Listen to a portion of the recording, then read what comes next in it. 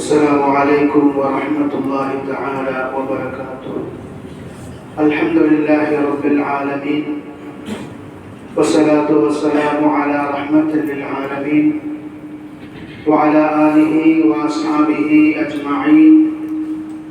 أما بعد، فأعوذ بالله من الشيطان الرجيم. بسم الله الرحمن الرحيم.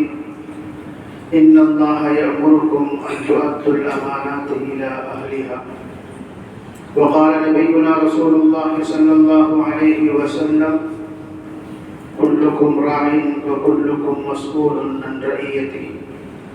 صدق الله العظيم وصدق رسوله النبي الكريم، ونحن على ذلك من الشاهدين والشاكرين، والحمد لله رب العالمين. அளவற்ற அருளாளனும் நிகரற்ற அன்புடையவனுமாகிய எல்லாம் வல்ல அல்லாஹு ஜல்ல சுப்ஹானஹு வ தஆலா ஒருவனுக்கு எல்லா புகழும் உரித்தாகுக. ஸலாத்தும் ஸலாமும் நம் உயிரினும் மேலான தலைவர் முஹம்மது ரசூலுல்லாஹ் ஸல்லல்லாஹு அலைஹி வஸல்லம் அவர்கள் மீதும், அந்த அண்ணலம் பெருமானார் ஸல்லல்லாஹு அலைஹி வஸல்லம் அவர்களுடைய அடிச்சுவற்றை வழுவாது பின்பற்றி வாழ்ந்த உத்தம சத்திய சஹாபா பெருமக்கள், தாபிஈன்கள், தபஅ தாபிஈன்கள், வலிமார்கள், நாதாக்கள், நல்லவர்கள், சுஹதாக்கள், குறிப்பாக இந்த மஜ்லிஸில் அமர்ந்திருக்கும் நம் அனைவர் மீதும் அல்லாஹ்வின் அன்பும் அருளும் என்றென்றும் குறைவின்றி நிறைவாக பொழியட்டுமாக. நாமெல்லாம் மரணிக்கும் நேரத்தில் அஷ்ஹது அன் லா இலாஹ இல்லல்லாஹ் வ அஷ்ஹது அன்ன முஹம்மதன் அப்துஹு வ ரசூலுஹு என்ற திருக்கலிமாவை உதட்டளவில் அல்ல உள்ளத்தால் மொழிந்து மரணிக்கும் நசீபை அல்லாஹ் நம் அனைவருக்கும் தந்தொரு பாரிப்பானாக. நம்முடைய வாழ்க்கையில் தெரிந்தோ தெரியாமலோ ஏற்பட்டுவிட்ட சிறிய பெரிய குற்றமுறைகளை, பிழைகளை, பாவங்களை கருணைமிக்க ரப்புல் ஆலமீன் மன்னித்து அவருடைய திரு பொருத்தத்தை பெற்ற சாலிஹான மக்களின் கூட்டத்தில் என்னையும் உங்களையும் சேர்த்தருள் பாரிப்பானாக. நம்முடைய பெற்றோர்கள் யார் நம்மை விட்டும் பிரிந்து சென்று விட்டார்களோ அந்த பெருமக்களுடைய பிழைகளை பொறுத்தருள்வானாக. அவருடைய மன்னரைகளை அல்லாஹ் விசாலப்படுத்துவானாக. அவர்களை நாளை மறுமை தினத்தில் ஜன்னாத்துல் ஃபிர்தௌஸ் எனும் உயர்ந்த சுவனத்தில் கண்டுகளிக்கும் பாக்கியத்தை அல்லாஹ் நம் அனைவருக்கும் தந்தொரு பாரிப்பானாக. சங்கைக்கும் பெரும் மதிப்புக்கும் உரிய அல்லாஹ்வின் நல்லடியார்களே, நாடு முழுக்க தேர்தல் திருவிழா கடைகட்டி இருக்கிறது. இன்ஷா அல்லாஹ் வரக்கூடிய வியாழக்கிழமை 23ஆம் தேதி தமிழகத்தின் 17வது சட்டமன்றத்திற்கான தேர்தல் நடைபெற இருக்கிறது. இனி வரக்கூடிய அடுத்த 5 ஆண்டுகள் நம்மை யார் ஆள வேண்டும் என்பதை தீர்மானிக்க போகும் இந்த தேர்தலில் நாம் எல்லோரும் கடமை தவறாமல் வாக்களிக்க வேண்டும் என்று நான் ஆரம்பத்திலேயே நினைவூட்ட கடமைப்பட்டிருக்கிறேன். வாக்களிக்கிற விஷயத்தில் நாம் ஒருபோதும் சுணக்கம் காட்டக்கூடாது. அதை தாமதப்படுத்துவதோ தள்ளி போடுவதோ, அது வாக்களிக்காமல் இருப்பதோ ஒரு சரியான நடைமுறையாக இருக்க முடியாது.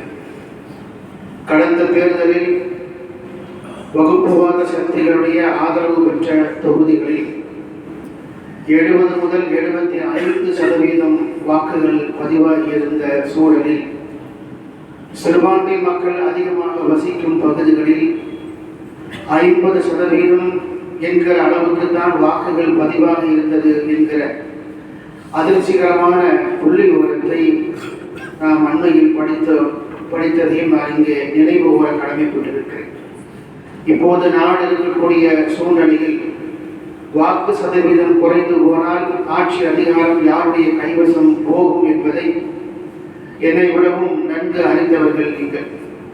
எனவே நாம் ஒரு நாள் சோம்பல் சுணக்கம் என்பது அடுத்த 5 வருடம் மட்டுமல்ல, அடுத்து வரக்கூடிய தலைமுறைக்கும் அது ஒரு பெரிய ஆபத்தை கொண்டு வந்து தள்ளிவிடும் என்கிற யதார்த்தமான சூழ்நிலையை நாம் புரிந்து கொள்ள வேண்டும்.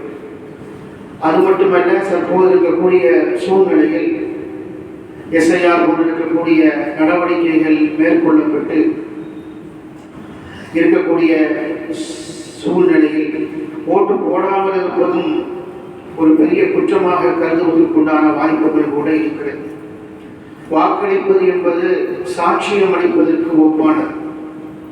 வாக்குச்சீட்டில் இருக்கும் ஒருவருடைய பெயருக்கு நேராக நாம் ஒரு பட்டனை, ஒரு பொத்தானை அழுத்துகிற பொழுது, இவரை எங்களுடைய பிரதிநிதியாக இருப்பதற்கு நான் சாட்சியம் கோருகிறேன் என்று செயலாக சாட்சியம் அளிப்பதற்கு ஒப்பான ஒரு செயலாக வாக்களிப்பது என்பது இருக்கிறது என்று பெருமக்கள் சொல்வார்கள்.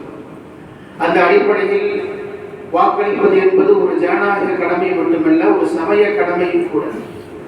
நல்லவர்களை தேர்ந்தெடுப்பது, நல்ல ஆட்சியாளர்கள் வருவதற்கு காரணமாக இருப்பது, உறுதுணையாக இருப்பது, அது கூட ஒரு மார்க்க கடமை என்பதை நாம் புரிந்து கொள்ள வேண்டும். எனவே சரியான ஆட்களை தேர்ந்தெடுக்கிற விஷயத்தில் நாம் சுணக்கம் காட்டுகிற பொழுது தவறான ஆட்களின் கைகளில் ஆட்சி அதிகாரம் ஒப்படைக்கப்படக்கூடிய ஆபத்தான சூழல் இருக்கக்கூடிய நிலைமை இருந்து கொண்டிருக்கிறது. எனவே நாம் 100% வாக்களிக்க வேண்டும். நம்முடைய குடும்பத்தில் இருப்பவர்கள், வீட்டிலே இருப்பவர்கள், முதியவர்கள், பெண்கள், வாக்குகள் இந்த ஆண்டு யாருக்கு கடமையாக இருக்கிறதோ அத்தகைய புதுகை வாக்காளர்கள் எல்லோரையும் நாம் வாக்களிப்பதற்கு தூண்ட வேண்டும் என்பதை இந்த நேரத்தில் நினைவூட்ட கடமைப்பட்டிருக்கிறது. வாக்களிப்பது என்பது ஒரு அமானத்து போல. அது ஒரு அமானத்தை நிறைவேற்றுவதற்கு ஒப்பான விஷயம். வாக்களிப்பது மட்டுமே அமானத்து அல்ல. வாக்களிக்கப்பட்டு தேர்ந்தெடுத்து அந்த பதவிக்கும் பொறுப்புக்கும் வருகிற பொழுது அது கூட ஒரு அமானத்து தான் என்று நம்முடைய மார்க்கம் சொல்லுகிறது. அது எந்த தேர்தலாக இருந்தாலும் சரி, பஞ்சாயத்து தேர்தலாக இருந்தாலும் சரி, மாநகராட்சி தேர்தலாக இருந்தாலும் சரி, சட்டமன்ற பாராளுமன்ற தேர்தலாக இருந்தாலும் சரி, வகிக்கிற பதவி அல்லது பொறுப்பு அது சின்ன பதவியாக இருந்தாலும் சரி, அதை விடவும் எம்எல்ஏ, எம்பி என்று பெரிய பொறுப்பாக இருந்தாலும் கூட இது ஒரு பெரிய அமானத்து என்கிற விஷயத்தில் மார்க்கம் நமக்கு அறிவுறுத்துகிறது. இதில் எந்த வித்தியாசமும் வேறுபாட்டையும் பார்க்க முடியாது.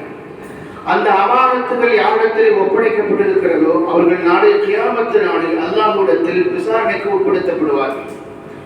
நான் உன்னிடத்தில் ஒரு அமானத்தை ஒப்படைத்திருக்கிறேன், அந்த அமானத்தை நீ சரியாக நிறைவேற்றி இருக்கிறாயா என்று அல்லாஹ் நாளை வறுமை தினத்தில் உரியவர்களை விசாரிப்பான். எந்த பொறுப்பாக இருந்தாலும், பள்ளிவாசலுக்கு நிர்வாகியாக வருவதாக இருந்தாலும் கூட அதுவும் ஒரு அமானத்து.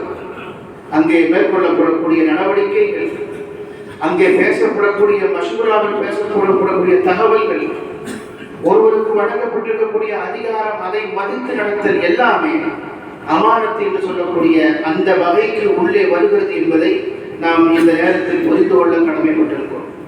எனவே பதவியை சுமப்பது என்பது, பதவியை ஏற்பது என்பது ஒரு அலங்காரம் அல்ல. அது அலங்காரம் அல்ல என்பதை மார்க்கம் நமக்கு எல்லா இடத்திலேயும் சொல்லி காட்டுகிறது. என்னிடம் ஒப்படைக்கப்படக்கூடிய இந்த பதவியை, பொறுப்பை 100% நான் சரியாக நிறைவேற்றுவேன் என்று யாரால் உறுதிமொழி அளிக்க முடியுமோ அவர்தான் அந்த பொறுப்புக்கு வர வேண்டும். அவரால் அந்த பதவியை சரியாக நிறைவேற்ற முடியாது, பொறுப்புகளை கவனமாக நீதியாக செலுத்த முடியாது என்கிற விஷயத்தில் அவர்கள் பலவீனமாக இருந்தால் அந்த பொறுப்புக்கு ஒருபோதும் ஆசைப்படக்கூடாது. நபிகள் நாயகம் ரசூலுல்லாஹி ஸல்லல்லாஹு அலைஹி வஸல்லம் சொன்னார்கள், பதவிகளை நீங்கள் கேட்டு பெறாதீர்கள், பதவிகளை நீங்கள் கேட்டு பெறாதீர்கள். அப்படி நீங்கள் கேட்டு பெற்றால் அதில் அல்லாஹ்வுடைய உதவி உங்களுக்கு கிடைக்காது. அல்லாஹ்வுடைய புறத்திலே இருந்து உங்கள் தகுதிக்கு ஏற்ப சில நேரத்தில் பதவிகள் உங்களிடத்தில் ஒப்படைக்கப்படும். அப்படி ஒப்படைக்கப்படுகிற பொழுது அதை அமானத்தாக நீங்கள் கருதுங்கள். அல்லாஹ்வுடைய புறத்திலே இருந்து உங்களுக்கு உதவிகள் கிடைக்கும் என்று முஹம்மது ஸல்லல்லாஹு அலைஹி வஸல்லம் சொன்னார். பெருமானார் ஸல்லல்லாஹு அலைஹி வஸல்லம் அவர்கள் மதீனாவுக்கு வந்ததற்கு பிறகு எந்தெந்த பகுதிகளில் இஸ்லாம் பரவியதோ அந்த பகுதிகளில் முஸ்லிம்களை நல்வழிப்படுத்துவதற்காக, அவர்களை ஆட்சி செலுத்துவதற்காக அந்தந்த பகுதிகளுக்கு அமீர்களையும் கவர்னர்களையும் சஹாபாக்களிடமிருந்து ரசூல் ஸல்லல்லாஹு அலைஹி வஸல்லம் தேர்வு செய்து அனுப்பினார்கள். அப்படி அனுப்புவதை பார்த்த ஹஜ்ரத் அபூ தர் அல்-கிஃபாரி ரலியல்லாஹு தஆலா அவர்கள் ரசூலுல்லாஹ்விடத்தில் வந்து கேட்டார்கள், அலா தஸ்தஅமரனி யா ரசூலல்லாஹ், எனக்கும் நீங்கள் ஒரு பதவி தரக்கூடாதா? என்னையும் ஏதாவது ஒரு மாகாணத்திற்கு, ஏதாவது ஒரு இடத்திற்கு கவர்னராக, அமீராக நீங்கள் அனுப்பக்கூடாதா என்று அவர் ஆசைப்பட்டு கேட்டுவிட்டார். முஹம்மது ஸல்லல்லாஹு அலைஹி வஸல்லம் அவர்கள் அபூ தர் அல்-கிஃபாரி ரலியல்லாஹுடைய கோரிக்கையை ஏற்க மறுத்து விட்டார்கள். அவர்களுக்கு பதவி தருவதற்கு ரசூல் ஸல்லல்லாஹு அலைஹி வஸல்லம் அவர்கள் ஒப்புக்கொள்ளவில்லை. அவருடைய முகம் வாடி போனது. அப்பொழுது பெருமானார் ஸல்லல்லாஹு அலைஹி வஸல்லம் அவர்களுடைய தோள் புஜத்தின் மீது கைகளை அழுத்தமாக வைத்து அபூதர் கிஃபாரி ரலியல்லாஹு தஆலா அவர்களுக்கு ஒரு அறிவுரை சொன்னாங்க. யா அபாதர் இன்னக தஈஃப், அபாதர் நீங்கள் பலவீனமான மனிதர். அபூதர் கிஃபாரி ரலியல்லாஹு தஆலா அவர்கள் சஹாபாக்களிலே ஒரு ஜாஹிதை போல ஒரு பற்றற்ற வாழ்க்கையை வாழக்கூடிய நபித்தோழர் அபூதர் கிஃபாரி ரலியல்லாஹு தஆலா. எப்பொழுதும் அல்லாஹ்வை பற்றிய சிந்தனை, எல்லா நேரத்திலும் மரணத்தை பற்றியும் கியாமத்தை பற்றி மட்டுமே சிந்திக்கக்கூடிய ஒரு பற்றற்ற வாழ்க்கை, ஒரு துனியாவை வெறுத்த வாழ்க்கையை வாழக்கூடிய ஒரு சஹாபி அபூதர் கிஃபாரி ரலியல்லாஹு தஆலா. அவர்களை பார்த்து பெருமானார் ஸல்லல்லாஹு அலைஹி வஸல்லம் தோள் மீது கை போட்டு சொன்னார்கள், இன்னக தஈஃப், நீ ரொம்ப பலவீனமானவன். வ இன்னஹா அமானத்தும், நீ கேட்கிற அதிகாரம் என்பது, பதவி என்பது அது அமானத். அந்த பொறுப்பை சரியாக நீ நிறைவேற்ற வேண்டும், உன்னால் அதை சரியாக நிறைவேற்ற முடியாது.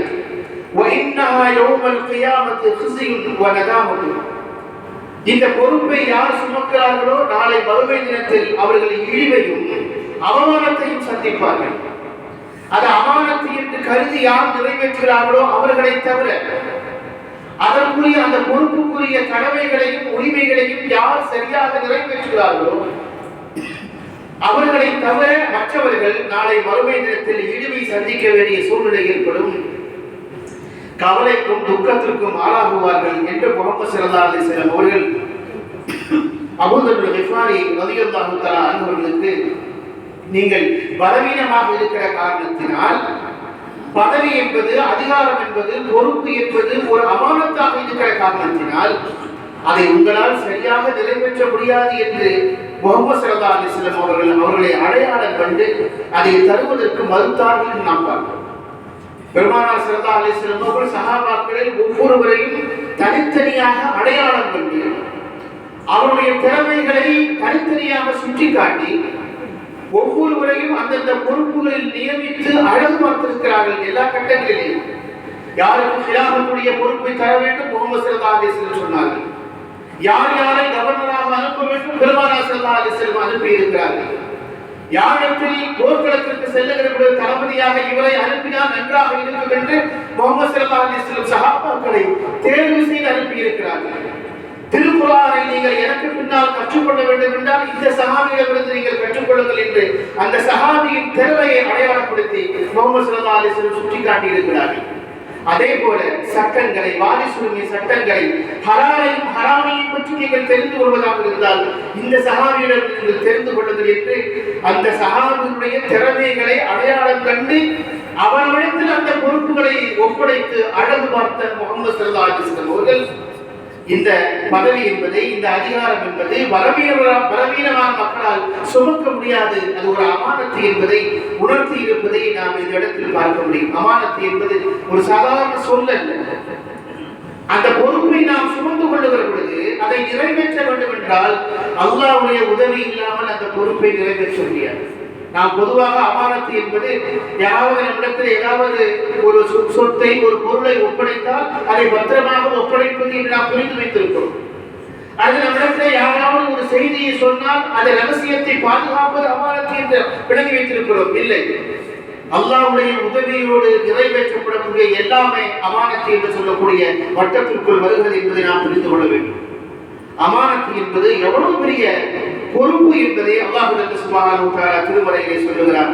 இன்னா அர்தல் அமானத அலஸ் ஸமாவாதி வல் அர்தி வல் ஜிபால், மலைகளிடமும் வானத்திடமும் வானங்களிடமும் பூமியிடமும் நாம் இந்த அமானத்தை ஒப்படைத்த பொழுது ஃபஅபைன அன் யஹ்மில்னாஹா, அதை சுமப்பதற்கு அவர்கள் மறுத்தார்கள். யார்? வானமும் பூமியும், சர்வ சக்தி படைத்திருக்கக்கூடிய, வல்லமை படைத்திருக்கக்கூடிய அல்லாஹ்வுடைய படைப்பினங்களில் வானமும் பூமியும் மலைகளும் அந்த அமானத்தை சுமப்பதற்கு மறுத்து விட்டார்கள். மறுத்தது மட்டுமல்ல, அதை சுமப்பதற்கு அவர்கள் பயந்தார்கள், அச்சமுற்றார்கள் என்று அல்லாஹ் ஜல்ல சுப்ஹானஹு வ தஆலா சொல்லிவிட்டு வஹமலஹல் இன்சான், மனிதன் அதை சுமந்து கொண்டால் சுமந்து கொள்வதற்கு முன்வந்தான். மற்றவர்கள் தயக்கம் காட்டிய பொழுது இவன் தயக்கம் காட்டவில்லை, அந்த அமானத்தை சுமப்பதற்கு அவன் முன்வந்தான்.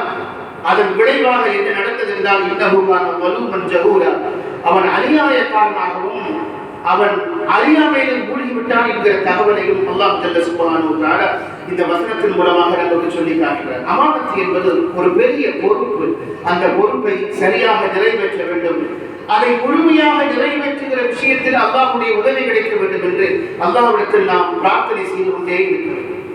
அமானத்தை நிறைவேற்றுதல் என்பது பல்வேறு வகைகளுக்கு உட்பட்டது. அந்த அமானத்தை நிறைவேற்றுவது என்று சொன்னால் முதல் விஷயமாக ஒரு செய்தியை சொல்கிறார்கள்.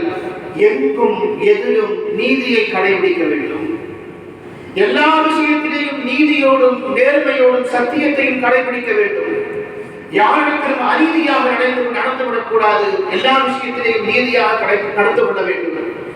அப்படி நீதியை கடைபிடிப்பதற்கு பதிலாக அந்த அமானத்தை மதிக்காமல் உங்களில் யாராவது ஒருவர் அநீதியாக நடந்து கொண்டால் அதனுடைய விளைவை இந்த உலகத்திலும் மறு உலகத்திலும் அவர் சந்திப்பார் என்கிற செய்தியையும் முஹம்மது ஸல்லல்லாஹு அலைஹி வஸல்லம் அவர்கள் பல்வேறு இடத்தில் நமக்கு சொல்லி காட்டுகிறார்கள்.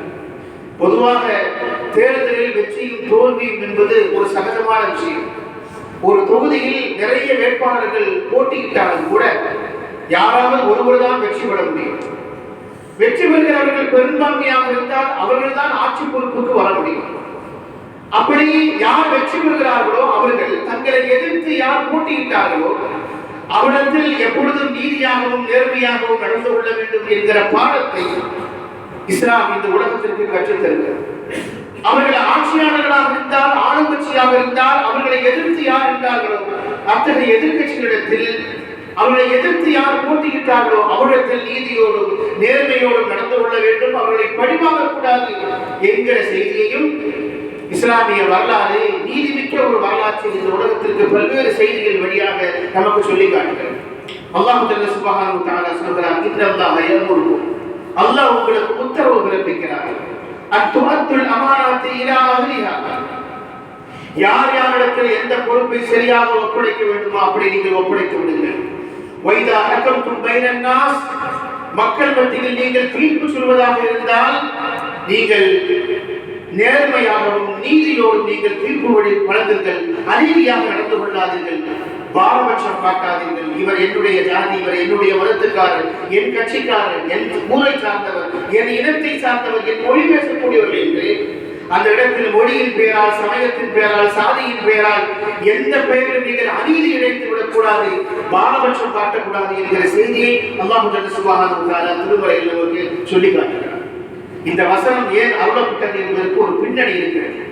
முஹம்மது ஸல்லல்லாஹு அலைஹி வஸல்லம் அவர்கள் ஃபத்ஹ் மக்கா என்று சொல்லக்கூடிய மக்கா வெற்றி கொள்ளப்பட்டது. அப்படி மக்கா வெற்றி கொள்ளப்பட்டு சஹாபாக்களை அழைத்துக் கொண்டு முஹம்மது ஸல்லல்லாஹு அலைஹி வஸல்லம் அவர்கள் திரும்பவும் மதீனாவிலே இருந்து மக்காவுக்கு வந்து காபத்துல்லாவுக்குள்ளே வருகிறார்கள். காபா இருக்கிற அந்த வனாந்தரத்துக்கு வருகிறார்கள். அப்படி வந்த உடனுடைய மருமகனார் அலி ரலியல்லாஹு அன்ஹு அழைத்து உஸ்மான் இப்னு தல்ஹாவிடத்தில் காபாவுடைய சாவி இருக்கிறது, நீங்கள் வாங்கி கொண்டு வாருங்கள் என்று சொன்னார். ஹஜ்ரத் அலி ரலியல்லாஹு தஆலா உஸ்மான் இப்னு தல்ஹா ரலியல்லாஹு அன்ஹு சென்று காபாவுடைய சாவியை வாங்கி கொண்டு வந்து ரசூலுல்லாஹ்விடத்தில் ஒப்படைத்தார்கள். இந்த செய்தியை உஸ்மான் ரலியல்லாஹு தஆலா சொல்றார். உஸ்மான் என்றால் இஸ்லாத்தின் மூன்றாவது கலீஃபா, ஜனாதிபதி உஸ்மான் ரலியல்லாஹு அன்ஹு, இவர் வேறு உஸ்மான். உஸ்மான் இப்னு தல்ஹா இந்த செய்தியை சொல்லி காட்டுகிறார். சாவியை கொடுத்துவிட்டு நான் திரும்புகிற பொழுது முஹம்மது ஸல்லல்லாஹு அலைஹி வஸல்லம் அவர்கள் என்னை ஒரு பார்வை பார்த்தார்கள். 1000 அர்த்தங்களை கொண்ட பார்வை அந்த பார்வை என்று அந்த செய்தியின் பின்னணியை ஹஜ்ரத் உஸ்மான் இப்னு தல்ஹா ரலியல்லாஹு தஆலா நமக்கு சொல்லி காட்டுகிறார்கள். அப்படி சொல்லுகிற பொழுது உஸ்மான் ரலியல்லாஹு தஆலா சொன்னார்கள், குன்னா நஸ்தஹுல் கஅபத ஃபில் ஜாஹிலிய்யா யௌமல் இஸ்னைன் வல் கமீஸ். ஜாஹிலியா காலகட்டத்தில் காபாவுடைய சாவி எங்களிடத்தில் தான், எங்கள் குடும்பத்திடம் தான் இருந்தது.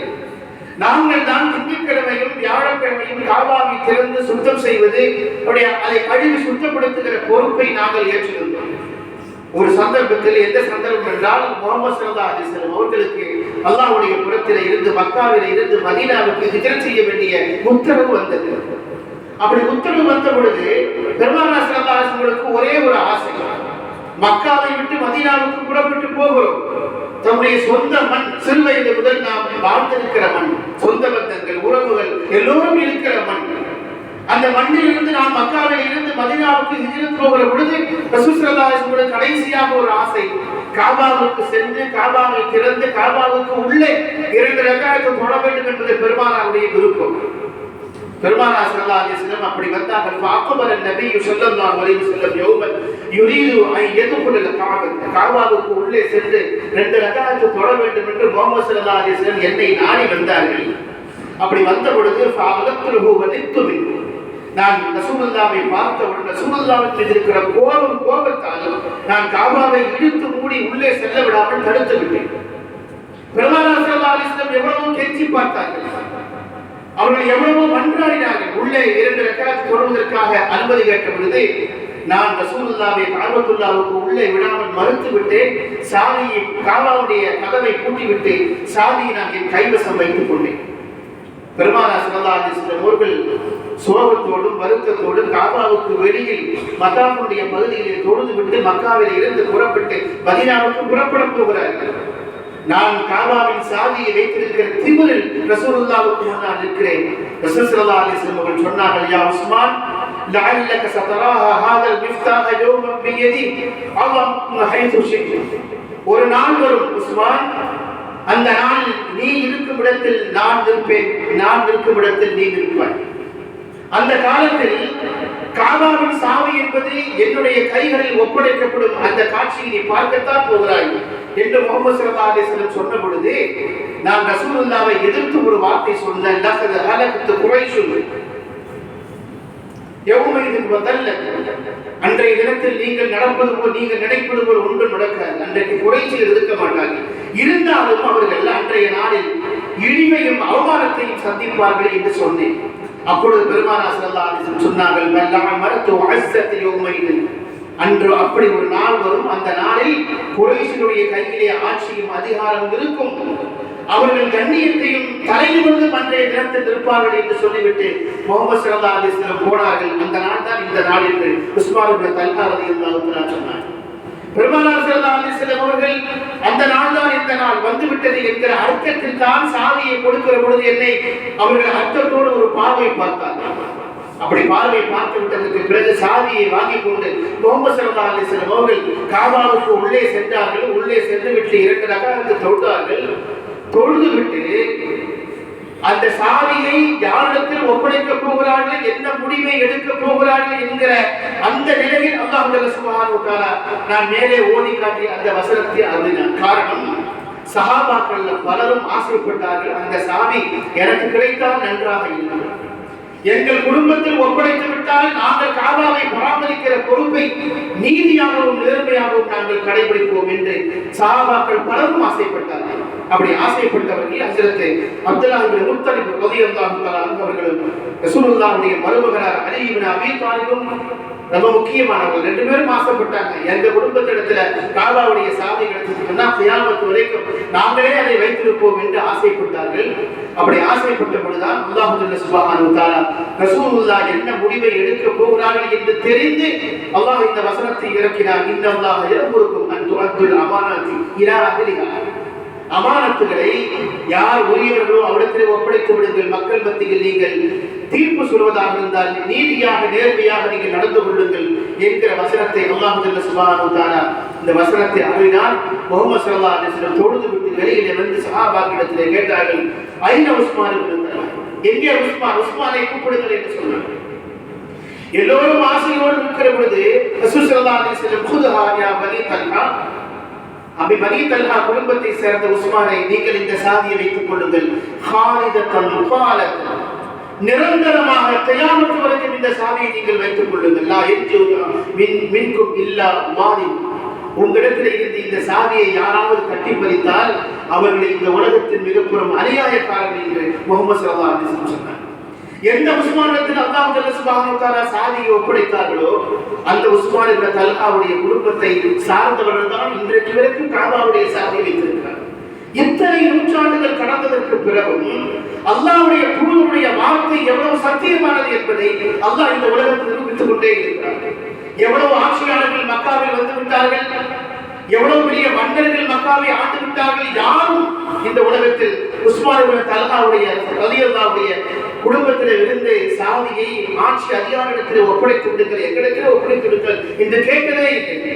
உஸ்மான் இப்னு தல்ஹா ரலியல்லாஹுடைய கையில் தான் அந்த சாவி இன்றைக்கு இருக்கிறது. அவருடைய குடும்பத்தில் தான் பாரம்பரியமாக தலைமுறையாக காபாவை திறந்து விடுகிற பொறுப்பை சுமந்து கொண்டே இருக்கிறார்கள். ரசூல் ஸல்லல்லாஹு அலைஹி வஸல்லம் அவர்கள் ஜெயித்துக் கொண்டு மக்காவிலே இருந்து மக்காவை வெற்றி கொண்டு வந்த சமயத்திலும் கூட ஜெயித்தவர்கள் தோற்றவர்களை என்ன வேண்டுமானாலும் செய்யலாம். அதற்குண்டான அதிகாரம் பெற்றவர்களாக அவர்கள் இருக்கிறார்கள். அந்த சந்தர்ப்பத்தில் கூட முஹம்மது ஸல்லல்லாஹு அலைஹி வஸல்லம் அவர்கள் பழிவாங்க நினைத்தால் பழிவாங்கி இருக்கலாம், ஆனால் பழிவாங்கவில்லை. முஹம்மது ஸல்லல்லாஹு அலைஹி வஸல்லம் அவர்கள் ஒருபோதும் அந்த காரியத்தை செய்யவில்லை. அலம் யகுல்லதி குல்தலக, சாவியை கொடுத்து விட்டு சொன்னார்கள், நான் அன்னைக்கு சொன்னது நடந்துருச்சா இல்லையா என்று கேட்டார். நான் அன்னைக்கு சொன்னதை மக்காவை விட்டு போகிற பொழுது அது நடந்ததா இல்லையா, அந்த நாள் வந்து விட்டதா இல்லையா, நீ பார்க்கிறாயா இல்லையா என்று முஹம்மது ஸல்லல்லாஹு அலைஹி வஸல்லம் சாவியை இடத்தில் ஒப்படைத்து விட்டு சொன்னார்கள் என்று நாம் பார்த்தோம். இப்படி ஏராளமான செய்திகள் ஃபத்ஹ் மக்காவுடைய சம்பவத்திலேயே நிறைய நிகழ்வுகள் இருக்கிறது. ரசூல் ஸல்லல்லாஹு அலைஹி வஸல்லம் சஹாபாக்களை அழைத்துக் கொண்டு காபாவுக்குள்ளே வருகிறார்கள். சஹாபாக்கள் மத்தியிலே மகிழ்ச்சி வெள்ளத்தில் அவர்கள் திளைக்கிறார்கள். மக்கா மறுபடியும் நம்முடைய கைகளுக்கு ஒப்படைக்கப்பட்டு விட்டது என்று அவர்கள் எல்லோரும் மகிழ்ச்சியிலே இருக்கிறார்கள். முஹம்மது ஸல்லல்லாஹு அலைஹி வஸல்லம் அவர்கள் மக்காவிலே இருந்து துரத்தி அடிக்கப்படுவதற்கு யார் காரணமாக இருந்தார்களோ அவர்கள் எல்லோருக்கும் இன்றைக்கு தண்டனை வழங்குவார்கள் என்று எல்லோரும் எதிர்பார்த்தார்கள்.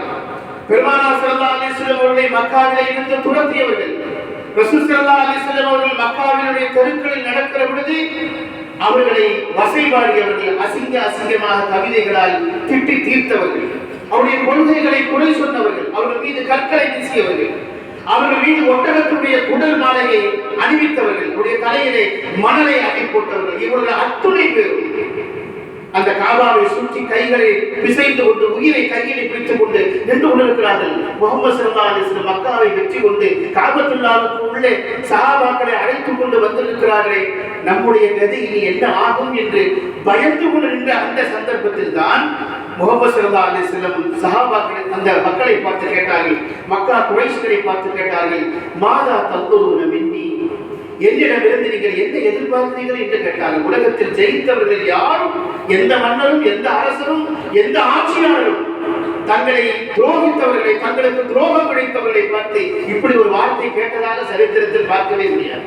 மாதா தந்தோருடன் இன்றைக்கு நாங்கள் வெற்றி பெற்று மக்காவின் அதிபதியாக மன்னராக வந்திருக்கிறேன், என்னிடமிருந்து நீங்கள் என்ன எதிர்பார்க்கிறீர்கள் என்று அவர்களை பார்த்து கேட்ட பொழுது அவர்கள் எல்லோரும் சொன்னார்கள், அன்த அஹுன் கரீம், நீங்கள் சங்கையான மனிதர், நீங்கள் சங்கையான சகோதரர், நீங்கள் மரியாதை தெரிந்த சகோதரர், நீங்கள் யாரையும் பழிவாங்க மாட்டீர்கள், நீங்கள் யாருக்கும் துரோகம் கிடைத்ததில்லை, உங்கள் வாயிலே இருந்து உண்மையை தவிர பொய்யான ஒரு வார்த்தையை நாங்கள் இதுவரை கேள்விப்பட்டதே இல்லை என்றெல்லாம் அந்த மக்கள் முஹம்மது ஸல்லல்லாஹு அலைஹி வஸல்லம் குணத்தை பற்றி சொன்ன சமயத்தில் தான் முஹம்மது ஸல்லல்லாஹு அலைஹி வஸல்லம் சொன்னார்கள், இன்றைய தினம் என்பது யௌமுல் மல்ஹமா அல்ல, யௌமுல் மர்ஹமா.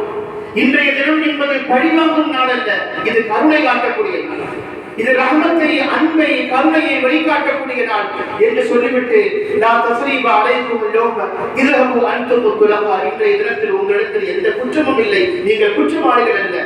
யூசுப் அலைஹிஸ்ஸலாத்து வஸ்ஸலாம் அவர்கள் தங்களுடைய சகோதரரை பார்த்து சொன்ன அதே வார்த்தை நான் உங்களை பார்த்து சொல்கிறேன், இத்ஹபு அன்தும் துலகா, நீங்கள் எல்லோரும் விடுதலை பெற்றவர்கள், நீங்கள் போய் வாருங்கள், மகிழ்ச்சியாக போய் வாருங்கள் என்று முஹம்மது ஸல்லல்லாஹு அலைஹி வஸல்லம் சொன்னார்கள். அந்த கூட்டத்தில் இருந்து என்ன மாதிரியான குரல் வெளிவந்தது என்று சொன்னால், அஷ்ஹது அல்லா இலாஹ இல்லல்லாஹ் வ அன்னக ரசூலுல்லாஹ், அல்லாஹ் ஒருவர் என்றும் அல்லாஹ்வுடைய தூதர் தான் நீங்கள் என்றும் அந்த கூட்டம் ஒட்டுமொத்தமாக முஹம்மது ஸல்லல்லாஹு அலைஹி வஸல்லம் ஏற்றுக்கொண்டது. இஸ்லாமிய வரலாற்றில் பழிவாங்குதல் என்பது நாம் எங்கும் பார்த்ததால் இந்த வரலாற்றில் பார்க்கவே முடியாது. ரசூல் ஸல்லல்லாஹு அலைஹி வஸல்லம் அவர்கள் மன்னிப்பின் வாசலை அகலமாக திறந்து விட்டிருக்கக்கூடிய முஹம்மது ஸல்லல்லாஹு அலைஹி வஸல்லம் உலகத்தில் எந்த ஆட்சியாளரும், எந்த மன்னரும், எந்த இளவரசரும் ஆட்சி பொறுப்புக்கு வந்தவர்கள் தங்களை எதிர்த்து யார் என்றார்களோ அவர்களை பழிவாங்கிய சரித்திரத்தை ரசூலுல்லாஹ்வுடைய வரலாற்றில் நாம் ஒருபோதும் பார்க்க முடியாது. அப்படியான ஒரு ஜனநாயக முறையில் நடந்து கொண்ட, நீதியோடும் நேர்மையோடும் நடந்து கொண்ட ஆட்சியாளராக முஹம்மது ஸல்லல்லாஹு அலைஹி வஸல்லம் அவர்கள் இருப்பதை நாம் பார்க்கிறோம். இன்றைக்கெல்லாம் ஜெயித்து வந்துவிட்டால் எவ்வளவு அக்கிரமம் செய்கிறார்கள். தங்களை எதிர்த்து நின்றவர்கள், தங்களை எதிர்த்து பேசியவர்கள், தங்களை எதிர்த்து நின்று களம் கண்டவர்கள், அவர்களை பழிவாங்குவதற்காக என்னென்ன பொய் வழக்குகளை போட்டு சிறைகளை அடைக்கிறார்கள், எத்தனை விசாரணை கமிஷன்கள் எப்படியெல்லாம் அலைக்கழிக்கிறார்கள் என்பதையெல்லாம் நாம் நன்றாக நாம் இன்றைக்கு பார்த்துக் கொண்டே இருக்கிறோம். அதே போல இன்னொரு செய்தி என்னென்ன, ஆட்சியாளர்கள் கடைபிடிக்க வேண்டிய அமானத்துகளில் இரண்டாவது வகை, அவர்கள் வாக்குறுதியை சரியாக நிறைவேற்ற வேண்டும். ஏனென்றால் அந்த வாக்குறுதிகளை நம்பித்தான் மக்கள் வாக்களிக்கிறார்கள். இவர்கள் சொல்லக்கூடிய ஜெயித்து வந்தால் இந்த காரியத்தை செய்வார்கள் என்று சொல்லக்கூடிய வாக்குறுதிகளை நம்பித்தான் மக்கள் வாக்களிக்கிறார்கள்.